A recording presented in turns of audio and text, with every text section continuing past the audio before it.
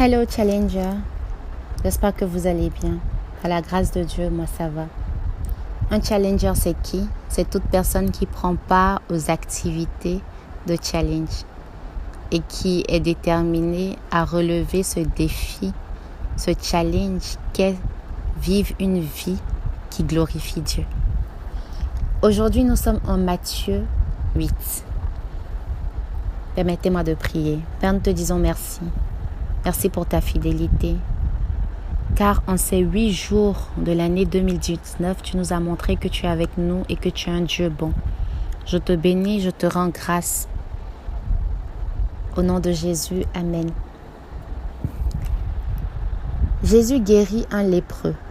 Matthieu 8, verset 1. Jésus descendit de la montagne et une foule de gens le suivit. Une foule de gens le suivit. Alors un lépreux s'approcha et se mit à genoux devant lui et dit, « Maître, si tu le veux, tu peux me rendre pur. Si tu le veux, tu peux me rendre pur. » Jésus étendit la main, le toucha et déclara, « Je le veux, sois pur. » Aussitôt, l'homme fut purifié de sa lèpre.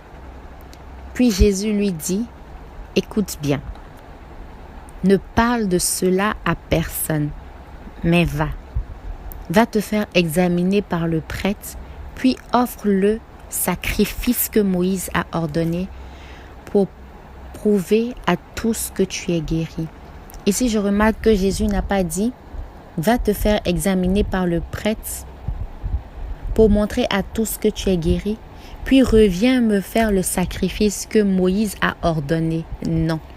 Mais Jésus a dit « Va te faire examiner par le prêtre, puis offre le sacrifice que Moïse a ordonné. » Où est-ce qu'il doit offrir le sacrifice que Moïse a ordonné? Je nous laisse méditer là-dessus. Jésus guérit le serviteur d'un officier romain. Verset 5.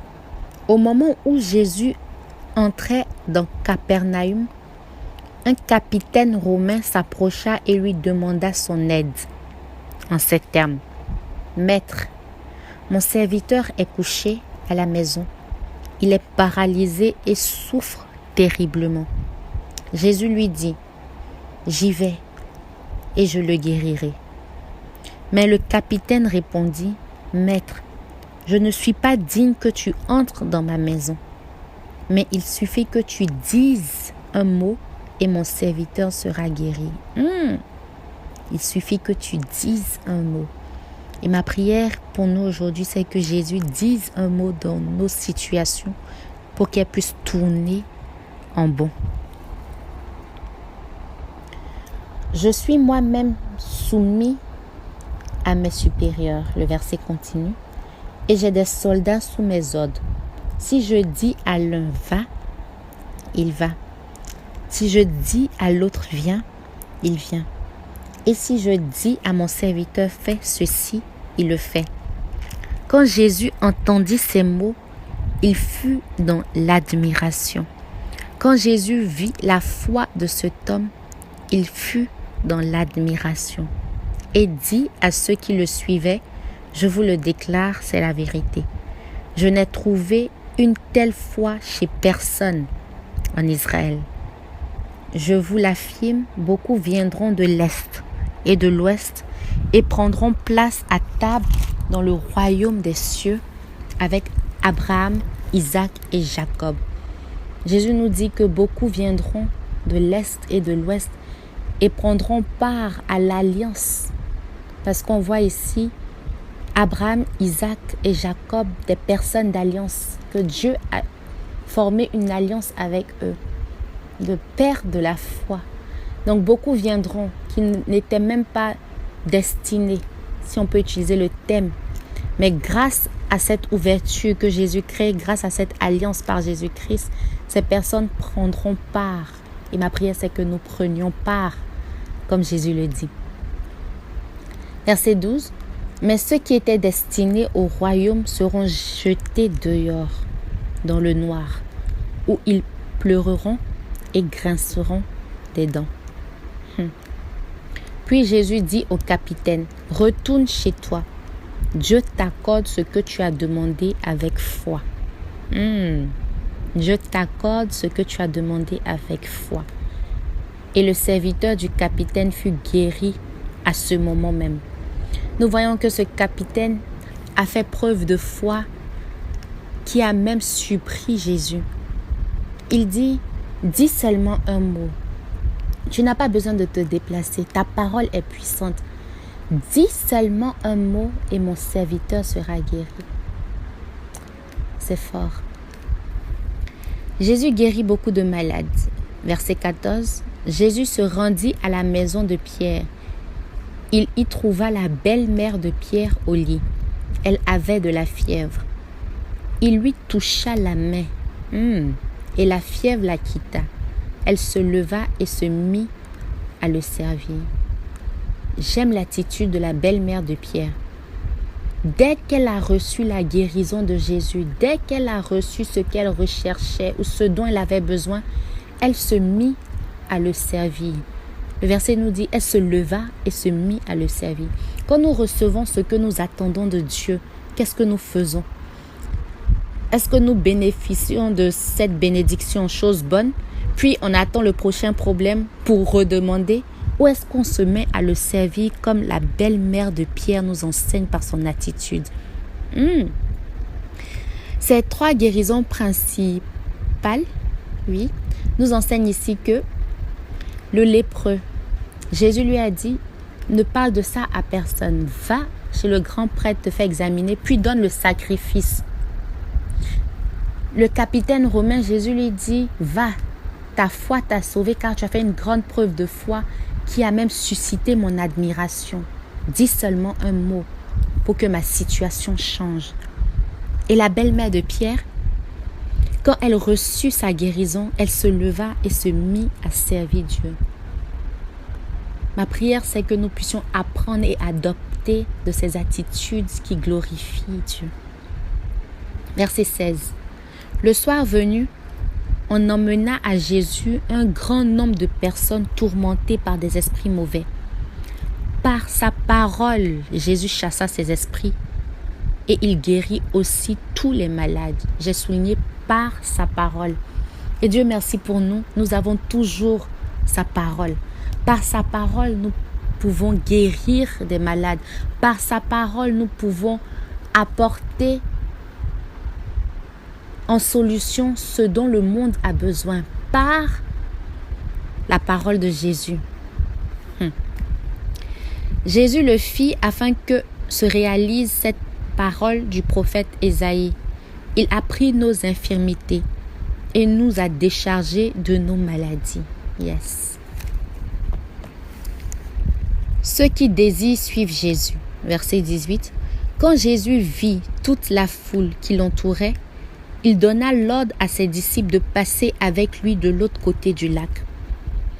Un maître de la loi s'approcha et lui dit, « Maître, je te suivrai partout où tu iras. » Ce maître de la loi affirme, « Maître, je te suivrai partout où tu iras. » Jésus lui répondit, « Les renards ont des terrières et les oiseaux ont des nids. Mais le Fils de l'homme n'a pas un endroit où il puisse se coucher et se reposer. » Verset 21. Quelqu'un d'autre, un de ses disciples, lui dit, « Maître, permets-moi d'aller d'abord enterrer mon père. » Jésus lui répondit, « Suis-moi et laisse les morts enterrer leurs morts. » Quand j'ai d'abord lu cette partie de ce chapitre, je me suis dit, mais quelqu'un veut suivre Jésus. Jésus dit, il n'y a pas de place. En français ivoirien ici. Quelqu'un d'autre dit, il veut aller enterrer son père. Jésus dit, suis-moi. Mais je remarque ici que la première personne était un maître de la loi.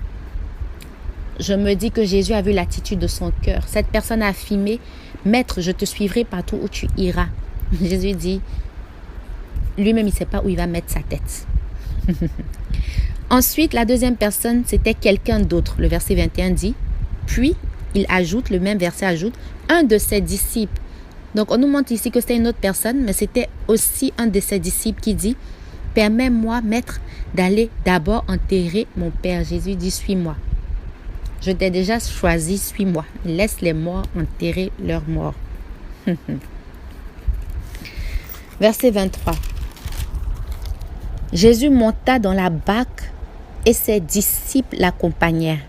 Soudain, une grande tempête s'éleva sur le lac, si bien que les vagues recouvraient la barque. Mais Jésus dormait. Quelqu'un peut se demander comment Jésus peut dormir dans une telle situation.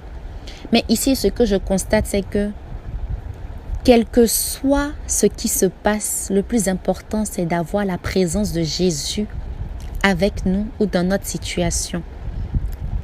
Jésus dormait, la Bible nous dit. Jésus pouvait être silencieux comme inactif dans la situation dans laquelle tu es, mais le plus important, c'est qu'il soit présent.